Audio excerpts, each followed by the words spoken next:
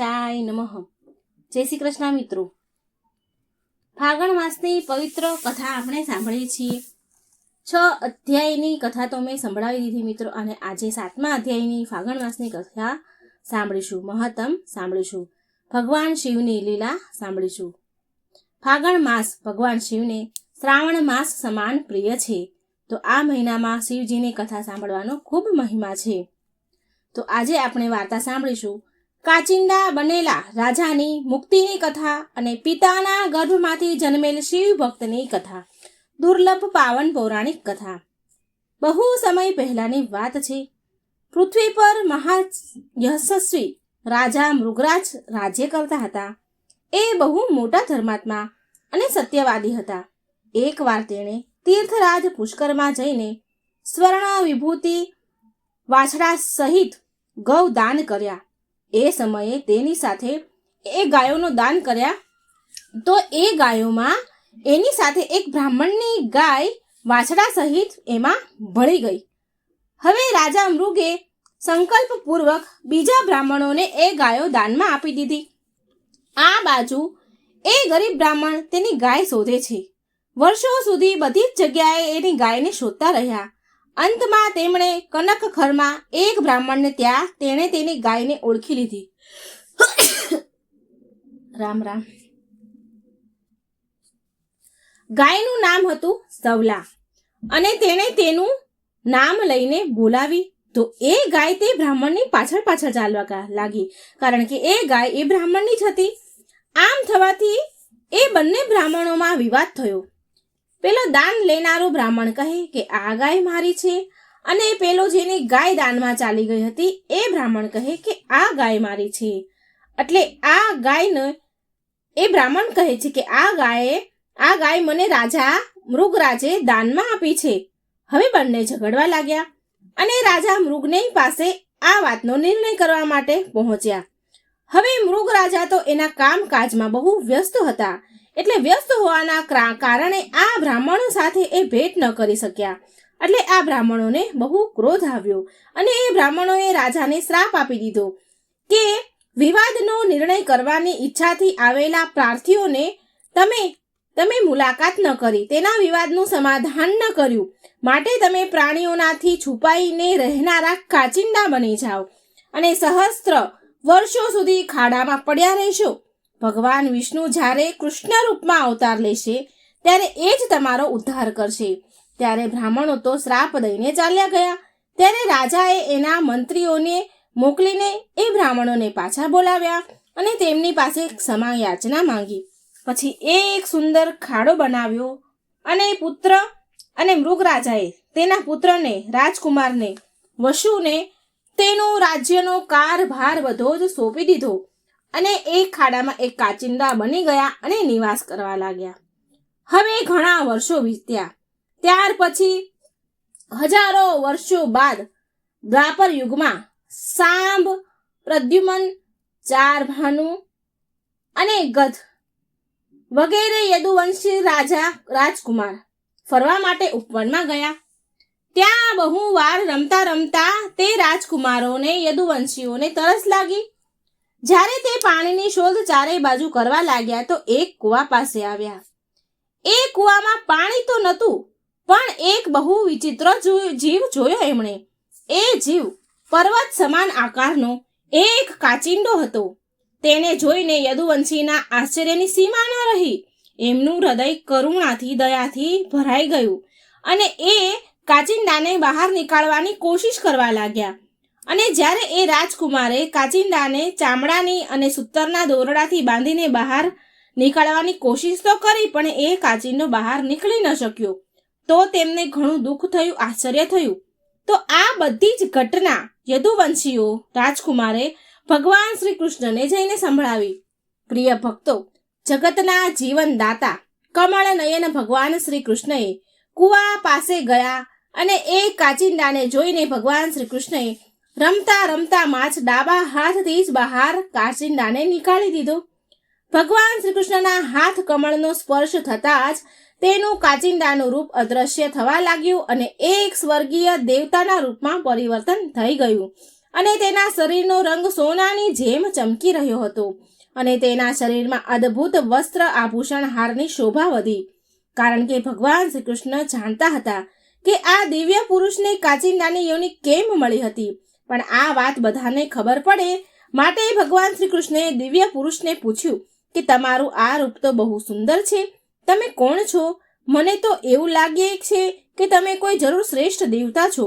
કલ્યાણ મૂર્તિ, કયા કર્મના કારણે તમારે આ યોનિમાં આવવું પડ્યું હતું? આ વાત કહેવાનું ઉચિત જો તમને લાગે તો તમે અમને કહો.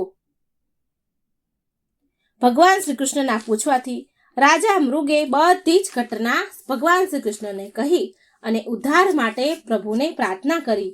ભગવાન પ્રસન્ન થઈને તેને મુક્તિ આપી અને વૈકુંઠમાં સ્થાન આપ્યું. તો એકવાર પ્રેમથી બોલો, જય શ્રી હરિ, જય શ્રી કૃષ્ણ, જય શ્રી રાધે. ઓમ નમઃ શિવાય.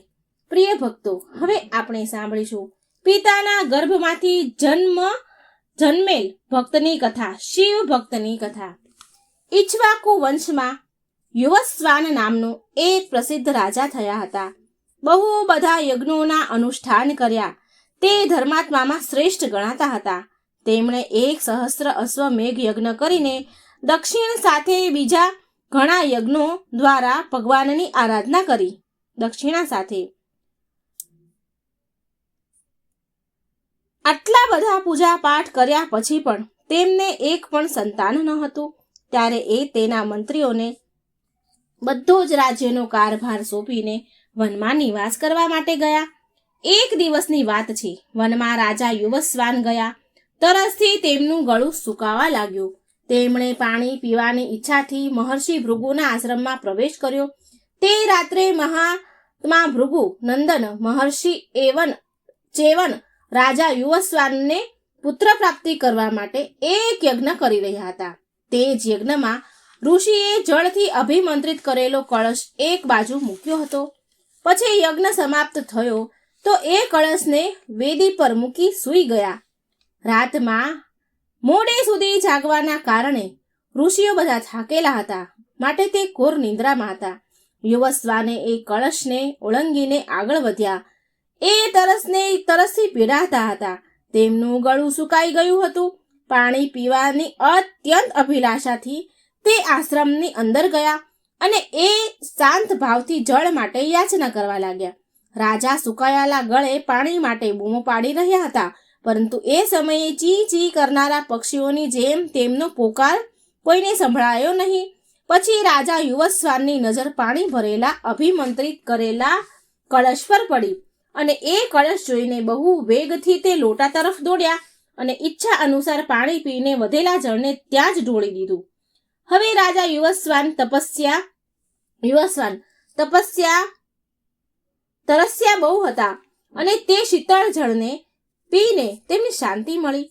ત્યારે પછી તપસ્વી મુનિઓ જાગી ગયા. એ બધાએ કળશને પાણી વગર ખાલી જોયો તો એ બધા ભેગા થઈ ગયા અને એકબીજાને પૂછવા લાગ્યા કે આ કોનું કામ છે. યુવસ્વાને સામે આવ્યા અને કહ્યું, આ મારું કામ છે. ઋષિ મુનિઓ આમ તેણે સત્યને સ્વીકાર કરી લીધું. ત્યાર પછી ઋષિ ચેવન બોલ્યા, મહારાજ યુવસ્વાન, આ તમે ઠીક ન કર્યું. આ કળશમાં મેં તમને પુત્ર પ્રદાન કરવા માટે તપસ્યાથી સંસ્કારયુક્ત કરેલું જળ રાખ્યું હતું અને કઠોર તપસ્યા કરીને બ્રહ્મ તેજની સ્થાપના કરી હતી. ઉક્ત વિધિથી જે શક્તિ સંપન્ન કર્યું હતું, આજે આને પીવાથી એક મહાબલી, મહાપરાક્રમી અને તપોબળ સંપન્ન પુત્ર થાય એવું મેં આ જળ મંત્રિત કર્યું હતું. તેના બળ પરાક્રમથી દેવતા રાજ ઇન્દ્રને પણ યમલોક પહોંચાડી શકે એવું આ જળમાં મેં વિધિ કરી હતી. તે જળને તમે આજે પી ગયા છો. આ સારું ન થયું. હવે અમે આના પ્રભાવને ટાળવા કે બદલવામાં અસમર્થ છીએ. યુવસ્વાન રાજા, તમે જે કાર્ય કર્યું છે એમાં નિશ્ચય દેવની જ કોઈ પ્રેરણા હશે. તે તરસથી વ્યાકુળ થઈને મારા તપોબળથી સિંચિત તથા વિધિપૂર્વક અભિમંત્રિત જળને તમે પી ગયા છો. તેના કારણે તમે તમારા પેટમાંથી તથા કથિત ઇન્દ્ર વિજય પુત્રને જન્મ આપશો. હે રાજન, મેં તમારા પત્નીની નાડી અને અન્ય રીતે મેં જાણી લીધું હતું કે તમારી પત્નીનું ગર્ભાશય પૂર્ણ રીતે વિકસિત નથી, માટે મેં વૈજ્ઞાનિક રીતથી એવું તત્વ બનાવ્યું હતું જે શરીરમાં જઈને ગર્ભાશય બનાવી શકે અથવા અવિકસિત ગર્ભાશયને સંતાન ઉત્પત્તિ લાયક બનાવી શકે. જો કે તમે તો પુરુષ છો, માટે આ અભિમંત્રિત જળ તમારા શરીરમાં ક્રિયા કરીને જમણી બાજુ ગર્ભાશય બનાવી દેશે અને એની અંદર અંડકોષ પણ સક્રિય કરશે. ત્યાર પછી તમારા શરીરમાંથી શુક્રાણુ લઈને વિસર્જિત કરશે, એટલે કે તમારી સંતાન તમારા ગર્ભમાંથી જ જન્મ લેશે. હું એક અન્ય ઔષધિ પણ આપીશ જેનાથી તમને ગર્ભધારણ કરવામાં કષ્ટનો અનુભવ નહીં થાય. પ્રિય ભક્તો, આ રીતે 100 વર્ષ વીત્યા પછી એ મહાત્મા રાજા યુવસ્વાનની જમણી કોખ ફાડીને એક સૂર્ય સમાન મહાન તેજસ્વી બાળક નીકળ્યું તથા રાજાનું તો મૃત્યુ થઈ ગયું. ત્યાર પછી મહાતેજસ્વી ઇન્દ્ર એ બાળકને જોવા માટે આવ્યા, તો તે સમયે દેવતાઓએ ઇન્દ્રને પૂછ્યું કે આ બાળકને શું પીવડાવીશું, શું પીશે મહારાજ? ત્યારે ભગવાન ઇન્દ્રએ તેમની આંગળી બાળકના મોઢામાં નાખી અને કહ્યું, મામ અય ધાતા, એટલે કે આ મને જ પીશે. વ્રજધારી ઇન્દ્રના આવું કહેવાથી ઇન્દ્ર આદિ બધા દેવતાઓએ એ બાળકનું નામ માંધાતા રાખ્યું. ભગવાન ઇન્દ્રદેવ દ્વારા દેવામાં આવેલી તર્જની આંગળીનો રસ સ્વાદ કરી મહાતેજસ્વી બાળક મોટો થયો. તો આ પ્રકારે રાજા માંધાતાએ તેમના પિતાનું રાજ્ય કાજ સંભાળ્યું. રાજા માંધાતાએ તેના ધર્મથી 3 લોકોને માપી લીધું. એકવાર જ્યારે રાજા માંધાતાના રાજ્યમાં 12 વર્ષ સુધી વરસાદ ન થયો, તો રાજા માંધાતાએ દેવરાજ ઇન્દ્રને તેના રાજ્યમાં વરસાદ કરવા માટે કહ્યું. તો દેવરાજ ઇન્દ્રએ રાજા માંધાતાના તપોબળથી પરીક્ષા લેવા માટે ધરતી પર વર્ષા ન કરી. આમ થવાથી રાજા માંધાતાએ ઇન્દ્રદેવની સામે જ ધરતી પર વર્ષા કરાવીને એની પ્રજાના પ્રાણોની રક્ષા કરી. ત્યાર પછી રાજા માંધાતાને ભગવાન શિવના દર્શન કરવાની બહુ અભિલાષા જાગૃત થઈ. તો તેમણે ભગવાન શિવને પ્રસન્ન કરવા માટે અમરકંટક પર 100 યજ્ઞનો અનુષ્ઠાન કર્યા અને ભગવાન શિવની સ્તુતિ કરવા લાગ્યા. તેમણે સ્તુતિ કરતા કહ્યું, તમે જગતના ઉત્પત્તિ કરનારા છો, ઉત્પત્તિ કરવાવાળા છો. તમે જ કાળની ગતિના પ્રેરક છો શિવ. તમે જ સંસાર સ્વરૂપ અને સંસારનો સંહાર કરનારા છો શિવ. તમે મને તમારા દર્શન આપીને કૃતાર્થ કરો શિવ. આ પ્રકારથી રાજા માંધાતા ભગવાન શિવની તપસ્યા કરતા રહ્યા. કાળ રૂપધારી ઓમકારેશ્વર મહાદેવ માંધાતાની આ સ્તુતિ સાંભળી પ્રસન્ન થયા. શિવજી બોલ્યા, હે રાજન, હું તમારી ભક્તિથી અત્યંત પ્રસન્ન છું. કોઈ વરદાન માંગો. એટલે રાજા માંધાતાએ ભગવાન શિવને કહ્યું, હે પ્રભુ, આ સ્થાન માંધાતા નામ ધારણ કરે, માંધાતા નામથી ઓળખાય અને આ તમારું દેવસ્થાન બને. અહીં જે મનુષ્ય દાન પૂજા પાઠ કરે તે શિવધામનો નિવાસી બને. ભગવાન શિવના આશીર્વાદથી જે સ્થાન પર રાજા માંધાતા તપસ્યા કરી હતી તે ટાપુનું નામ પડ્યું માંધાતા પર્વત અને એ જ પર્વત પર ભગવાન સદાશિવ ઓમકારેશ્વર જ્યોતિર્લિંગના રૂપમાં સ્થાપિત થયા. ત્યારથી એ નગરી ઓમકારેશ્વર માંધાતા નામથી ઓળખાવા લાગી. તો મિત્રો, આ પ્રકારે રાજા માંધાતા ભગવાન શિવની આરાધના કરીને શિવલોકધામ ગયા. તેમનો ઉદ્ધાર થઈ ગયો અને ત્યારથી જ ભગવાન શિવનું એ દિવ્ય સ્થાન ઓમકારેશ્વર મહાદેવના નામથી પ્રચલિત થયું. તો એકવાર પ્રેમથી બોલો, ઓમ નમઃ શિવાય. જય ભોળાનાથ, જય માં શક્તિ. તો મિત્રો, તમને જો આ ભગવાનની વાર્તાઓ, શિવ કથાઓ સારી લાગે તો વિડીયો લાઈક કરજો, શેર કરજો અને મારી ચેનલને સબસ્ક્રાઇબ જરૂર કરજો. મને સાંભળવા માટે ધન્યવાદ. કોમેન્ટ બોક્સમાં ભગવાનનું નામ પણ જરૂર લખજો. જય શ્રી કૃષ્ણ. રાધે રાધે. Thank you.